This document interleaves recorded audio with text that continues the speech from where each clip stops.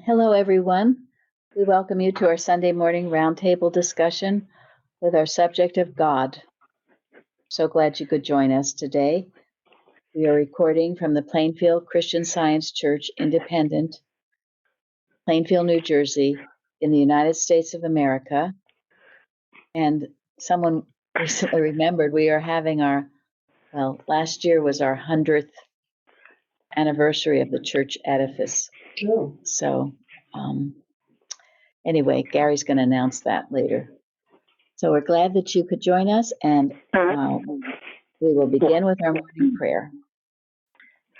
I'm reading from page 106 of Collectania. Good is infinite. If we limit good and concede power to evil, how can we expect to escape that which we believe has power to hold us in bondage? The first commandment forbids us to believe in a power apart from God. There is no error of any name or nature in my consciousness that can resist, hide, or escape the truth. The light of truth and love and life shines straight through my belief of evil and banishes it, chasing it into its native nothingness. My desire is to know and obey God's law, to be filled with all the fullness of spirit, knowing only the consciousness of God good. My health, strength, life, intelligence, action, etc. are subject to the governing and controlling power of the divine mind, and to nothing else, for there is no other power. Mary Baker Eddy. That was wonderful. Thank you. What you said, page 106? 106, yes. Thank you. So, okay. Watching point, Karen. Watch number 498. Watch that you regard God as the source of affection as well as protection. This point can well be remembered by thinking of him as Pa. See Miscellaneous Writings, page 263, line 12, which reads, always bear in mind that his presence, power, and peace meet all human needs and reflect all bliss. In war, men turn to him for protection who have never prayed before. But the question is, what will they do when the war is over? Unless they have established a sense of affection for him, they are apt to forget him and the good effect of having been driven to trust in him in time of trouble will be lost. The sense of his protection causes us to turn to him in trouble, and the sense of affection for him helps us to remember him when we are not in trouble. Very, very good comments. Well, I think when we're constantly, it says in the Bible, we love him because he first loved us. But also I've learned that if we're constantly acknowledging all the good in our daily experience, identifying ourselves as his child and seeing that everything that good that happens to us and friends and family and wherever, it's all God, then how can we not love him? Thank you. And that is why the gratitude is so immensely important. Because if you don't have that and you don't see what God is doing in your life, then, and a lot of people say that they don't really know how to love God. Well, that's the key to loving God. What a wonderful Father, Mother, God we have. Bruce? Everybody knows that there is a God. But it's all too often, though, it requires extreme circumstances for someone to actually turn to him wholeheartedly. And it's kind of like a last resort.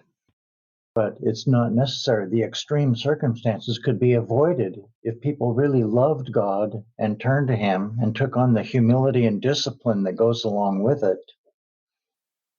And, these extremities wouldn't have to happen. It wouldn't be totally unnecessary. I think that these extreme things come as a last resort. So, hey, God is saying, hey, I tried everything else to get you to turn to me, but here it is. Now you did it to yourself. Now, that's why Martha Wilcox says the greater works are not having these things happen in the first place. What could be greater than that? Yeah. And they what do they say? That there's no atheists on a boat out in the ocean that's sinking, or in a foxhole, or any extreme situation. Everyone suddenly becomes God-fearing, and you see it. I mean, and you know that's true. Well, you do see it because whenever there's some sort of, quote, national emergency, the first thing politicians will do is say, oh, God bless America and all that stuff. Right. And meanwhile, they'll never say it otherwise. So. Yeah, and sometimes after we've come through something like that, everyone starts going back to church, but maybe only for a certain amount of time till everything gets better. And again, then they forget the Father. But if you truly learn to love him, which is highly important, that won't happen. That's the point of the watching point. Chardell? I think, too, I didn't know that God does everything. God does everything. I didn't really know that till I came here. So that's why we have to teach these kids that God does everything every single day, every moment they have him, no matter what. It means that we also have to have a continual, ongoing relationship with God, and not in the extremity. Thank you. And that's what I was thinking about today. God has answers, and God is telling me a lot of things that I seem to think I know better. God knows better, so I have to move Zeri out of the way and let God do what God needs to do. Thank you.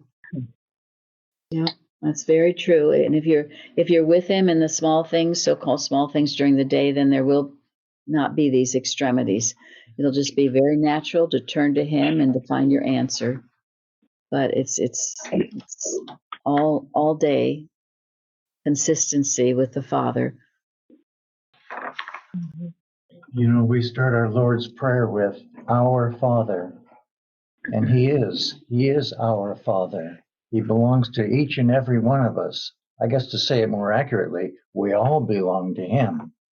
And it just indicates a very tender relationship that we have with our Father. If people would only acknowledge that, things would be so much better. I heard Mrs. Evans used to tell us that someone who told her, you would have much more if you were more grateful. And this happened when she was quite younger and still learning, but it's fundamental truth.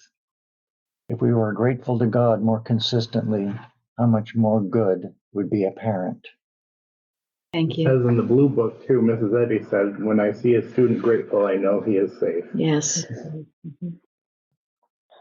And, the reason Mrs. Eddy had so many lesson subjects on old theology is because we are taught differently. And I think even if you are, what they say, 4th, 5th, 6th, 7th, 8th, 9th, 10th generation Christian scientist, the old theology dies hard. And I know I used to be afraid of God, and no one told me that, but it was just, it gets passed down from, my father was Lutheran, my mother was Presbyterian. This fear of the God they talk about in the Bible. You tried to please him so he wouldn't get mad at you. All of this stuff. And I didn't even really know I had it until coming to Christian Science. And then it took me a while, Mrs. Eddy calls it, unwinding your snarls. First, I had to see that was a problem, because how can you trust someone you're afraid of? How can you trust someone who you think does earthquakes and wars and all these horrible things, Let alone love that entity. let alone love. Mhm. So I had to unwind that. It was a knot, frankly, and realize this is not Christian Science. This is not the God of love. And then learn to know him as love. And that began humbly with gratitude to see all the good that he has brought into my life and to see him as the source, not the That's a big things, thing. but behind the things, God. Mrs. Eddy says that too in the chapter on prayer. Are you really grateful for life, truth, and love? Are you really grateful for God? Florence, were you going to say something? Yes, I was just adding that, yes, love and protection, I feel, goes together. I mean, everything you love, you want to keep, so you take care of it. So it's not complete for us to just think of God as only love or only protection, or go to him, for those specific things. The two must be together. In so many songs, you hear, he comes after us. He's ready to receive us all the time. And that should do away with that awful sense of guilt sometimes that one can go for years with, because he loves us. I mean, it's a constant thing. It's an infinite love that God has for us all. And so if we dwell in that and we know that that is what's going on, we can also be assured of our protection in the sense. That's beautiful. It's a beautiful thought. They go together. And there's a good reason for that too, isn't there? Because since God is all, if we learn to love God, that's the only way we can love ourselves. Mm-hmm. And it's the only way we can love anybody else. If we love God first, if we love life, truth, and love. Because otherwise, love is not perfect, right? Right. Thank you. Yep.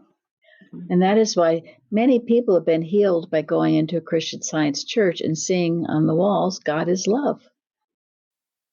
And that thought in itself is very healing. The word spoken is healing, even if at times we don't understand it entirely. The word, felt ye the power of the word. So in that quote from Miscellany, that always bear in mind, his presence, power, and peace meet all human needs and reflect all bliss. I looked up that word bliss, and it's perfect happiness, complete joy. And that means despite any outer, whatever things are going on around you, you have that sense of complete happiness and joy. It's quite beautiful. It's a state of being. When you're in that divine mind, you have that sense of complete joy. You also have a sense of complete gratitude. It just flowing in you. You couldn't be otherwise. But when we seem to get out of that mind, and truly it is the only mind, but in belief we drift away, then sometimes you have to struggle a bit to get your joy or your gratitude back. Then maintain it and keep it. Definitely easier to maintain it and then try to struggle to get it back. And it's a much happier life. Also, speaking of Christian Scientists, I think sometimes they don't know they're living or believing old theology because they think, well, I was raised in Christian Science, or like you said, generations, but because they think they're above it or away from it, but it comes out in funny things like, if you don't read your lesson, bad things will happen. Or if you read an unauthorized book, well, what's going to happen? What's going to strike you down? And it's just, if you follow that thought, or you have to have this teacher, or do this or do that, or if you didn't do this, that's bad, or they even judge by your outward appearance, or heaven forbid if you ever went to a doctor. Yes, exactly. So yeah, that's all that can be handed down from the generations of organizational Christian Science, which, as we know, isn't the pure expression of it. It's really a fear of God. It is, you're right. And it got into the movement. Right, it's superstition, old theology, which we have to. We have to work out of it. Yes. And it's work, but it's wonderful work. Like Mrs. Singletary said, you have to recognize it. Yeah, first you have to. No, you don't. It's a form. You just think it. You think you've accepted these things as truths that are only beliefs, not truths. Who is trying to speak? I was just going to say, I think also too, there's like this intellectualism that creeps in that gets in the way of, feeling that love for God. And that's been one of the snarls for me to untangle was, really knowing the letter and intellectually understanding the letter, but not feeling it, not feeling that love in my heart because it became too intellectual. And that's why in the lesson it taught, she says, you have to study the letter thoroughly, but you have to imbibe, drink in the Spirit. So that's where I've grown the most, I think, is starting to learn to truly imbibe the Spirit and love God, since becoming independent here. Thank you. Yes, because too much of the letter will cloud the Spirit. It will hide the Spirit. It will get you into a position where you think you don't need the Spirit. And that's very dangerous. Yeah, it's a very important statement in the lesson in Science and Health at number 3. And we all ask ourselves, how can I progress most rapidly in the understanding of Christian Science? And she gives the answer. Study thoroughly the letter. That means, again, Science and Health prose works the Bible. When you think all Mrs. Eddy had was the Bible, and look what came forth from that. And now we are fortunate to have her works as well. You have to study it, not just read it once and think you've done it. Study it, and then study it again and again and again as you grow. As she did. As she did. And then adhere, to stick to be joined, to cleave to be consistent, to remain fixed by union of faith and principle. Adhere to the divine principle of Christian Science. Follow the behests of God. Those are his commands. 10 Commandments, Sermon on the Mount, live them in your daily life. And then imbibe the Spirit, which is what Lenny was talking about. And imbibe, to drink in, to absorb as a sponge, to receive and admit in the mind, and then to retain. Retain, that's good.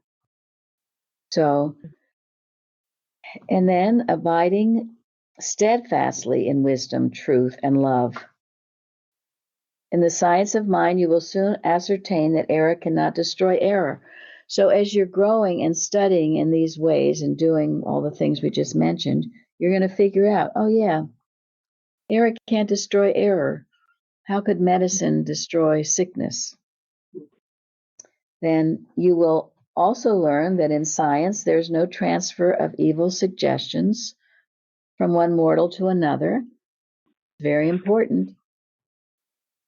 You can't be afflicted or affected by any of that. No contagion. Why? Because there's but one mind. And this ever-present, omnipotent mind is reflected by you and governs the entire universe. That's sort of what Shardy was talking about. You will learn that in Christian Science, the first duty is to what? Obey God. Obey God. And then what? Love. Love your neighbor as yourself. Love your neighbor as yourself. That's the third. Have one mind. Yes. The second is to have one mind. And then to love another as yourself. These are, don't always come easy. This takes dedication and work. And that's also in the lesson about be watchful, sober, and vigilant. The way is straight and narrow, which leads to the understanding that God is the only life. It is a warfare with the flesh in which we must conquer sin, sickness, and death, either here or hereafter. Certainly before we can reach the goal of spirit or life in God. Sober, calm, not intoxicated, not whoopee, wahoo. Vigilant, a state of being awake, on guard, attentive to avoid danger. Watch your thought. Are you taking in what you would think of as contagious beliefs? Have you accepted someone as being unloving, unhappy, unkind? There's an article we've had on the website. It's deep. It's good. We don't know who wrote it. Anyway, but it's called Moral Idiocy. Paul Smiley. No, it wasn't. I asked Nancy. It's not Paul Smiley. He did one on moral idiocy, but not this one. Oh, okay. So anyway, but it brings out that, something will come to you very strongly, certainly in politics, that we see happen all the time, or in your home, in your life, and it's very upsetting, whatever it is you're seeing. And you want to get out and try to save the day, rush in there and fix things. And it seems like that's a good thing to do. But pretty soon you're engaged in a battle with the beast, and you've made a reality out of it, and you lose your conscious oneness with God. So, yes, the main thing we always do is prayer to get your thought right about this other person or thing or political situation, view it correctly, and then know God works. And if you have to say something, of course, but don't get involved in the battle of the beast. Do you want to say something? I absolutely love that article. That meant so much to me. It really cleared up a lot of things. It very succinctly let me know all the things I was doing wrongly in the past. The human duty, the loyalty to person, all that stuff. It just leads nowhere good. Yeah, and it's often very much this human do-goody thing. That you're the one, you got to do it, you got to save the world, you got to save this person, the situation, whatever. You go out and battle. And I was thinking recently about abolitionists, and they did a lot of good in waking up people and showing people the wrongness of what they were doing. But ultimately, did they heal hate? No. No. So here we stand. So help us God. With the science, it's the only thing that will heal, truly right the wrongs of this world. I know other so-called activists very passionate about what they're doing, and I respect a lot of it, but ultimately, only God can truly change the situation. Is that not correct? I mean, it is. It is. We hope that they are meek enough to know that to work according to God's direction only. If that's what they're doing, fine. But if not, it's not working. Because otherwise you just create more aggravation and more hatred, right? And this one and that one and this and that and this and that. And the problem becomes bigger and instead of less. So I can't change anybody. I can't change anybody's opinion. All I can do is to be the best example I can be and let God change everybody else that needs to be. And know that there's only one consciousness really for all. So. Yes. Yes. Yeah, and you certainly don't want what you say to get someone further entrenched in their wrong thinking. Because that's what it can do. Why it's better just to work mentally, unless God gives you the words. Exactly. Yes, and that's in Christian Science, because you said do it mentally, or the resistance will just build when you talk, and especially in such a self-righteous way, which it usually is. when you talk about you can't change anybody, that's true, but you can also demand that only good can come to you. That's scientific. I have been in so many situations where the outward appearance was just whatever, stressful, horrific, whatever, and all you can hold to sometimes is only good can come to me, and that does dispel. But you see, it's God that does it, and it's the prayer that does it. You don't Yes. go and take the person and say, GD, you've got to change, which believe No, me, exactly. I've probably done it too many times, but I assure you it doesn't work. Yeah. But it's also your thought is changed about the situation. When you're demanding, as you're saying, you're demanding that only good can come to you, you're knowing that only good is out there that can come to you. Right. Yes, and that is Thank you. key. Is key.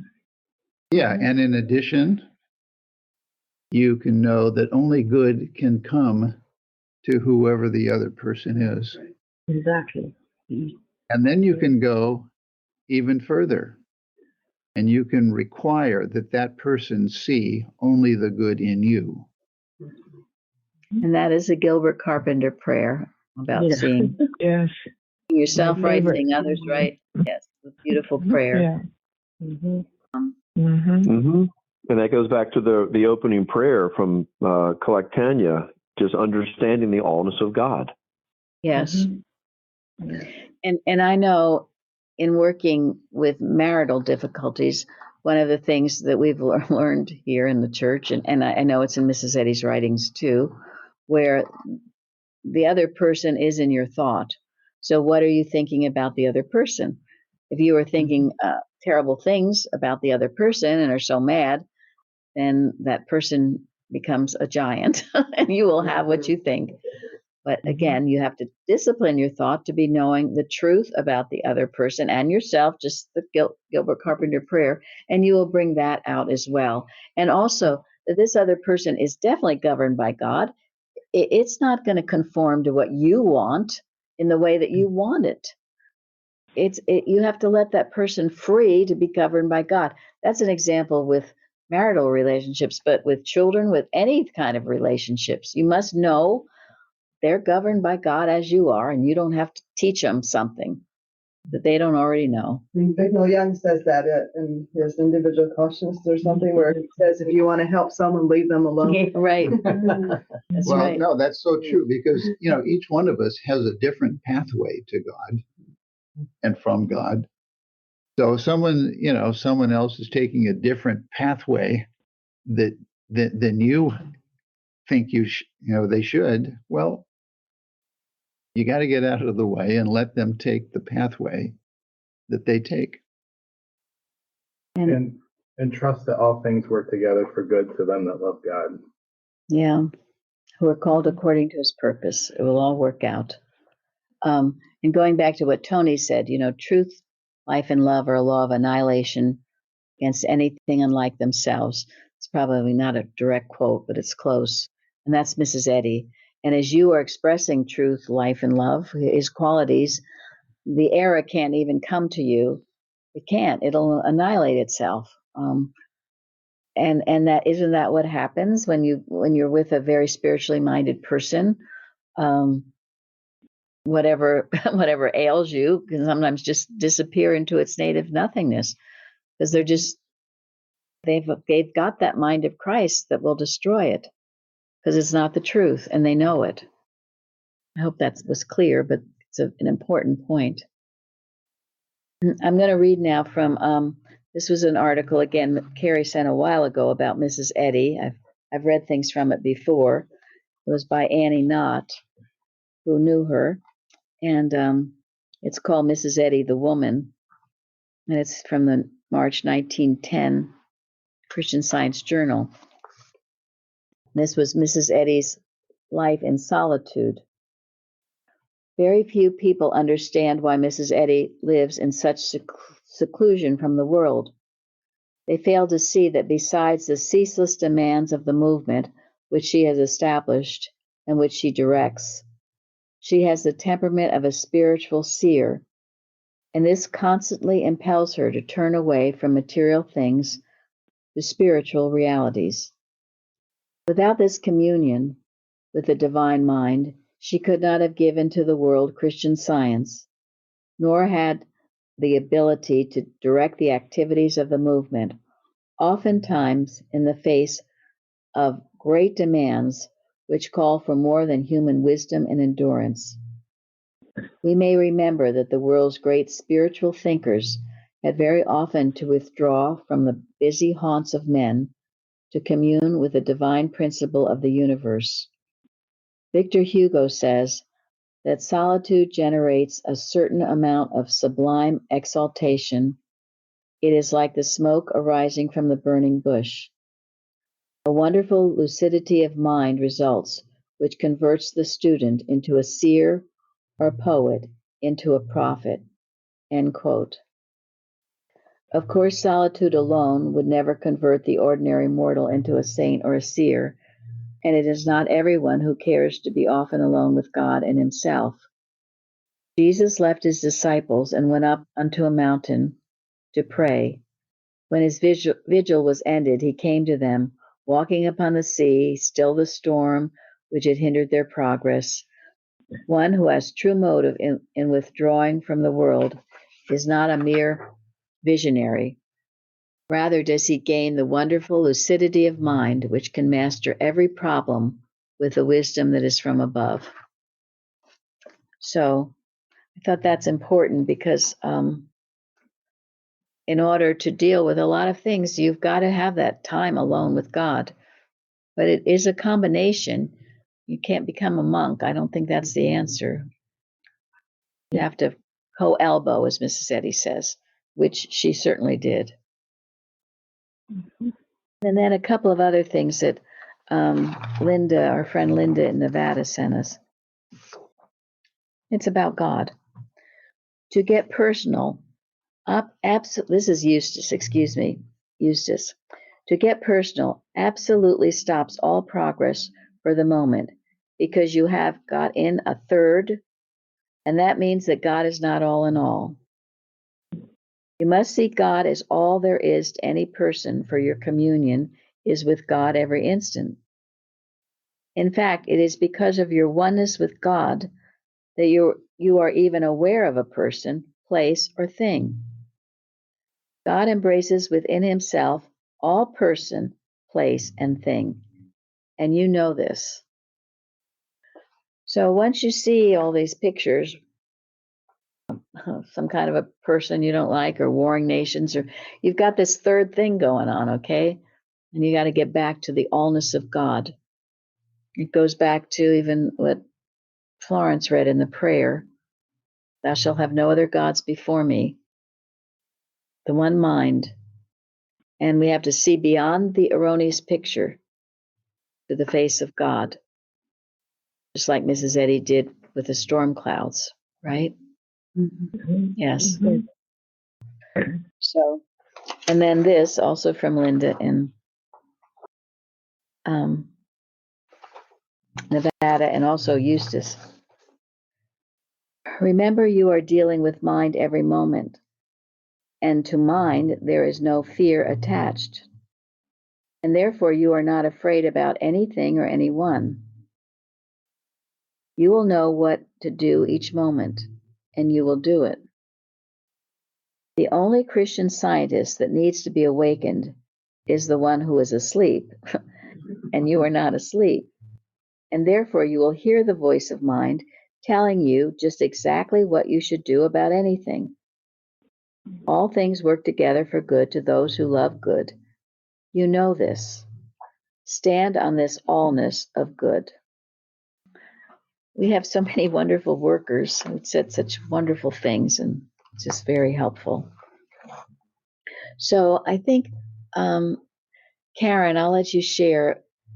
Someone mentioned, Linda mentioned that Bicknell Young article on God is consciousness. Individual consciousness. Yes, and that's the article you spoke of, which is everyone should be very familiar with it. It's a wonderful article. Go ahead. You want me to read everything that I sent to you in the email? I think excerpts and things. Okay. Okay. I'll do I don't my know. best. Okay. I know they're all Okay. good. Well, whatever you think. Yeah, okay. God is individual consciousness. God consciousness is individual consciousness. When the fear or hate or love of error is overcome, to the extent that we consciously realize that God is unfolding as our daily experience in infinite form and variety and activity, we will enjoy outwardly abundant life, health, harmony, peace, joy, success, without taking thought. Never can you find God, because that which is engaged in the search for God is God Himself. Let us remember that regardless of the name or nature of any physical claim, the actual claim is always the same. There is only one claim that we are ever called upon to face, and that is the mesmeric suggestion of a selfhood apart from God. We must continue forward. And by going forward, I mean this. Right now, you are as much in the kingdom of heaven as you will ever be. Nothing can be added to you, and nothing can be taken away from you. Then it would seem that all that is necessary toward the realization of this is a willingness to relax and acknowledge, quote, Father, all that thou art, I am, end quote. Nothing to accomplish, nothing to get, nothing to be, end quote. All that thou art, I am. And rest in this truth. Rest in this spiritual awareness of I amness. This is not too difficult. It is not difficult at all. It only seems so at the beginning. But gradually, as we take this attitude toward life, as we assume this identity, it becomes the only reality of our being. Today is the day of conscious oneness with God, and our whole life can start anew from this period. Let us take today as our day. Age has nothing to do with it. Past experience, lack, none of these have anything to do with it. Let today be the day of conscious oneness with God. Ask yourself, do I know God as the consciousness of individual being? The entire secret of harmonious living is in the realization of God as individual consciousness. We are going to get home only when we realize the nature of God as individual consciousness. When we really understand that, then we see that we can trust every idea to the government of the one consciousness. We can loose him and let him go, so to speak. Our interest is in the principle and in showing forth of that principle. Let us accept this principle, that God is the life, soul, mind, substance, and form of each individual being. Let us accept and realize this, that when we say God, we are talking about the consciousness of individual being. And there's just one more part that I added. Then this God, this consciousness, is a law unto the body, harmony, health, wealth, and happiness of all. This must be accepted as a principle. When we accept this as a true principle, then we revert to that principle whenever we are faced with any erroneous picture or claim. It is then that we can remember that we are not interested in the claim. Our interest is in the principle. It is a powerful, powerful article. There was a time I was listening to it just about every day or studying it, and It's one to become very familiar with. In it, he also talks about how to give a treatment. Yes. He says, when there's a belief of error, it is a mesmerism and nothing more. It always is a mesmerism. And it's always God with us does the healing work. Work with the absolute confidence of mind. Handle as though God has descended from heaven and said, I will heal the case. It's beautiful. So can't go through the whole thing, but it's a wonderful explanation in many ways of God.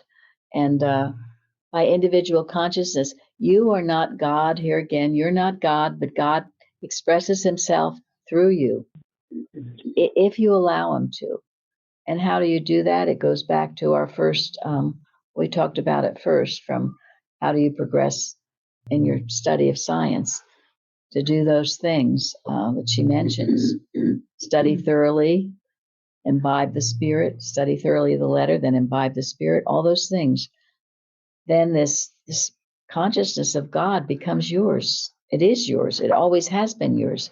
It's just been misted over by the mist of Genesis 2. And then one thing I read, I found this so helpful. This is in Questions and Answers, Miscellaneous Writings, on the question about something about teeth. And Mrs. Eddy handles the belief of pain, which all of us have at times had to deal with. And she writes, Mrs. Eddy, matter can report pain, or that mind is in matter, is but a dream at all times.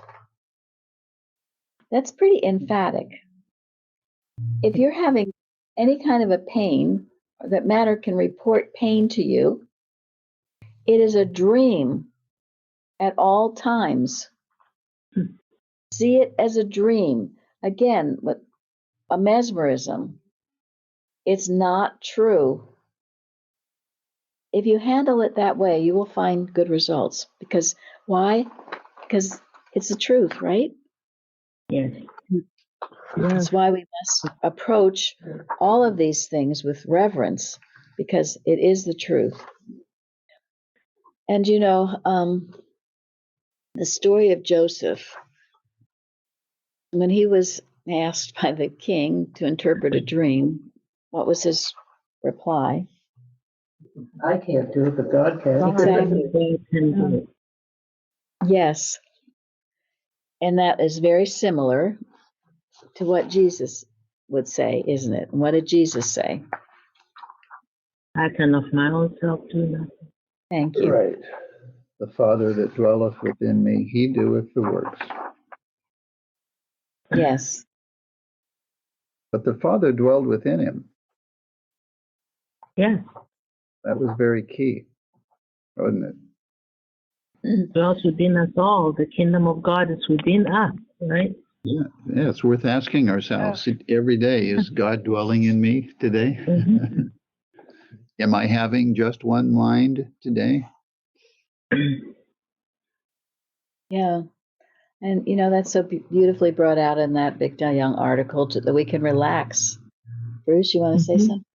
No, I'm taking this all in. This is amazing stuff. Okay, well. And when you think of this attitude that Joseph had, what it did for him, I mean, look at all this awful stuff happening to him all the time. And yet he knew his God. He never, ever fought back, or he just knew God. And God lifted him up out of every situation to where he's, saving nations. It's incredibly powerful. So let us, as Mrs. Eddy says, give our best efforts to it, right? Our best efforts. Yeah. Yeah.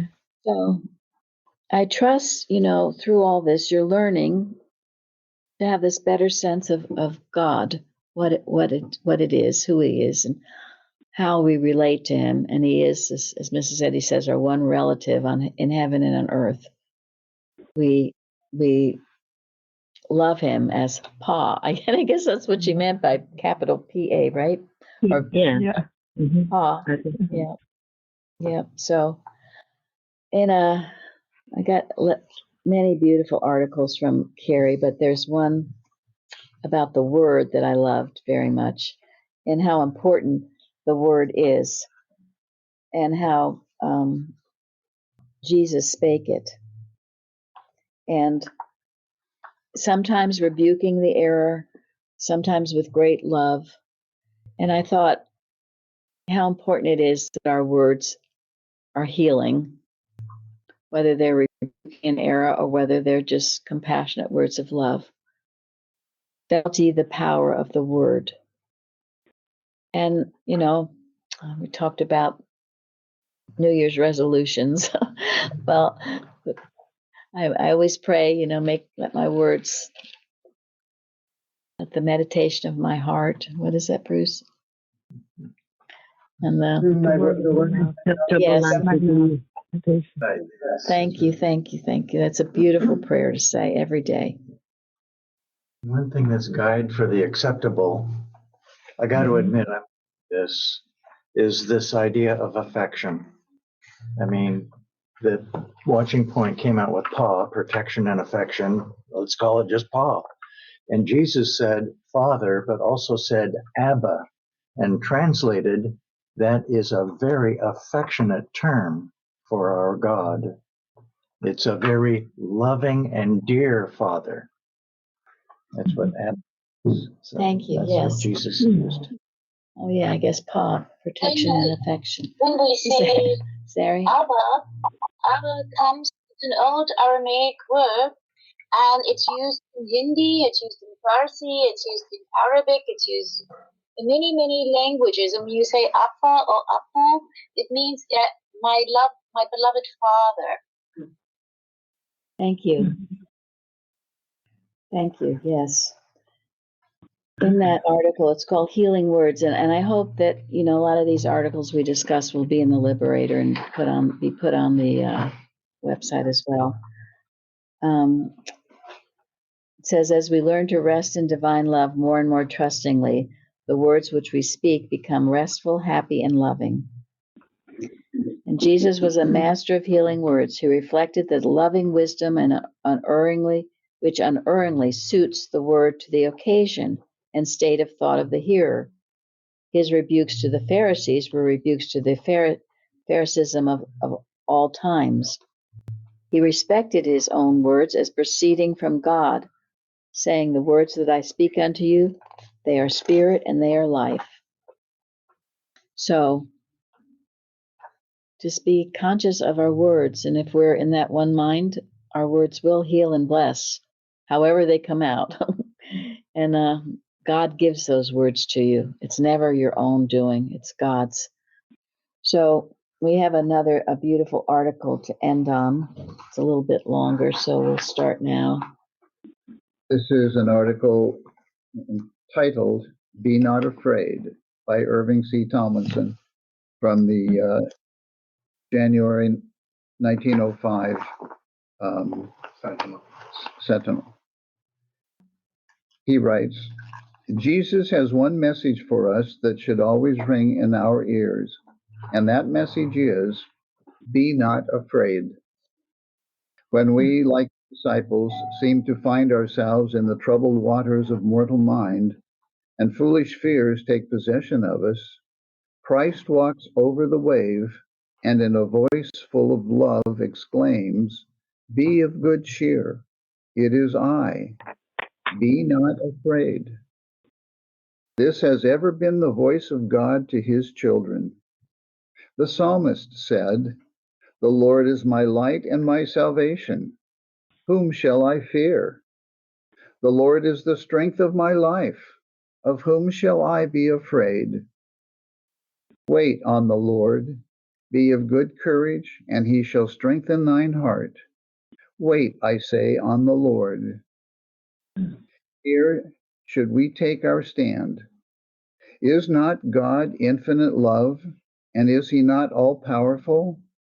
We have only to be still, only to wait on the Lord, and his power will strengthen and restore. Fear belongs not to the children of God. It is the offspring of mortal mind. It is of dreamland and without substance or reality. It was Adam who, in the presence of God, exclaimed, "I heard thy voice, and I was afraid."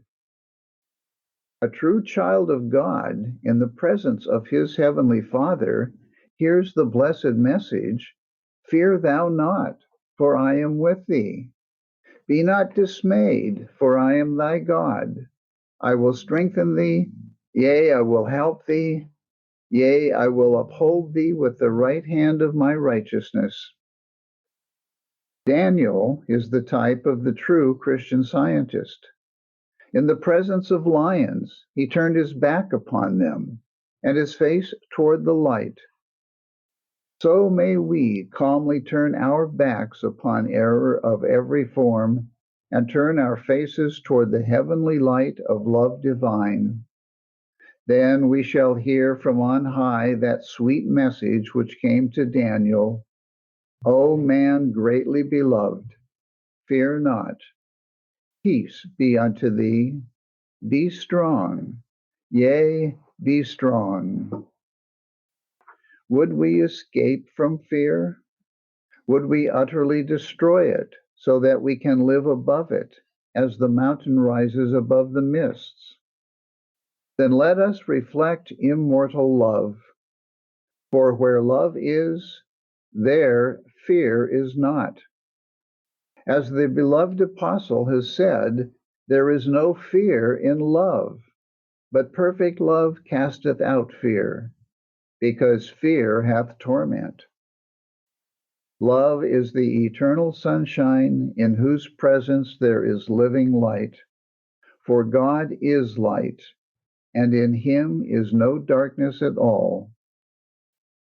This verse from the Christian Science hymnal is always helpful. In heavenly love abiding, no change my heart shall fear, and safe is such confiding, for nothing changes here. The storm may roar without me, my heart may low be laid, but God is round about me, and can I be dismayed? Thank you all for joining us today. Thank you. Thank you. Thank you very much. Thank you.